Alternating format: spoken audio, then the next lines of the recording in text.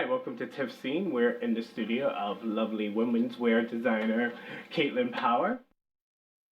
Thank you for joining us today. Thanks for coming. Thank you for really taking time out. I know you must be really busy and swamped, so we really appreciate it. Okay. Can you tell us what inspired you to get into fashion?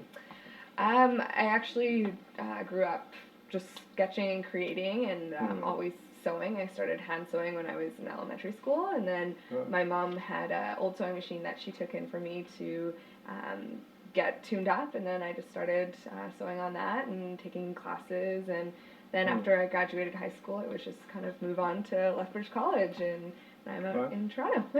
Yes. Can you describe the Caitlin Power woman? All right, she is a very strong, very empowered woman. She's a young professional.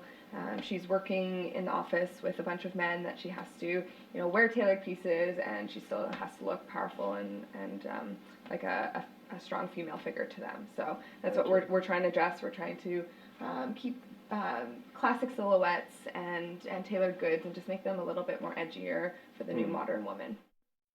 What was the inspiration from your last collection? Last collection, I was really inspired by Paris. I was in Paris when I was designing this collection, getting a lot of inspiration from there, and then also just kind of the color, like this ox-blood color, and it started with finding this leather, and then I found this print, and it kind of just evolved. Yeah.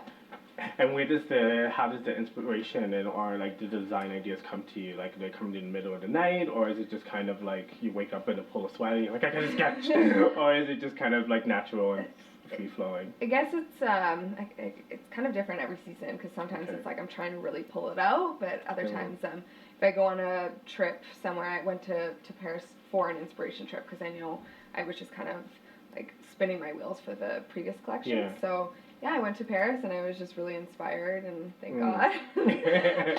This was a really great collection. I'm really proud of it. Fill in the blank. To unwind after collection, I like to have a drink. Have a drink. What motivates you to continue to work in fashion?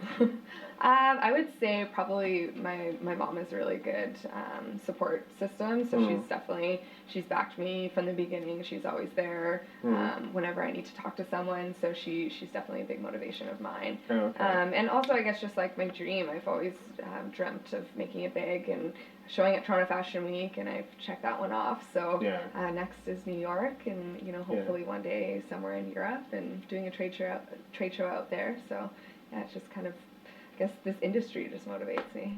Who are a few of your sheroes or heroes in fashion that have kind of helped you along with your development? I would say my mom is a big supporter. Robin Kay, she was part of the FDCC. And she's definitely kind of taken us under her wing, and she's kind of just showing us the ropes and helping us further our career. Great. What do you think it's going to take for Toronto to become a strong fashion contender?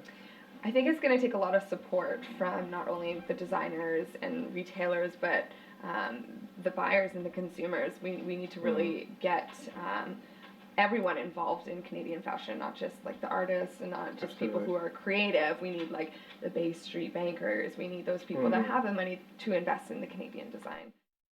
What would be your theme song and why? My theme song? Right now, it's kind of been Drake, Started from the Bottom.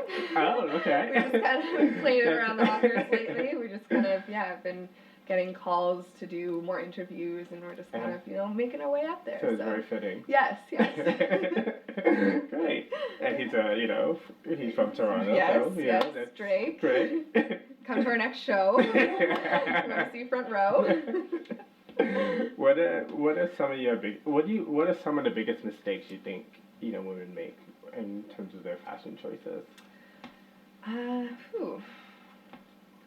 Well, I would say one for I would say mainly like the financial district. I see it there often. A lot of women wearing a nice suit, but then they're wearing runners with it. So that's kind of just a faux pas for me that I see a lot. Oh, okay. Yeah. And what would surprise people about you? What would surprise people? I don't know if a lot of people know, but I grew up playing hockey and have that kind of like athletic side to me. So now it's kind of, I had two goals in life. One was to be an Olympic women's hockey player or to be a fashion designer. So this is wow. Yeah. So fashion is where I went. Wow. Mm-hmm.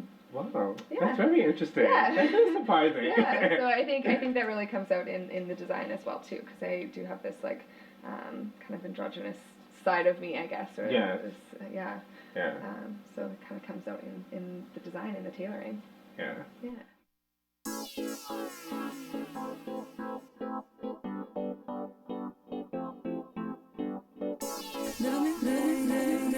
Live a new day. Live a new day. Live a new day. See the sky is blue. What a lovely hue. Getting away to a better place, then you'll be alright. Live a new day. Live a new day. So now that we've gotten a chance to see your amazing designs and also get to know you a little bit better, where can folks find your clothes?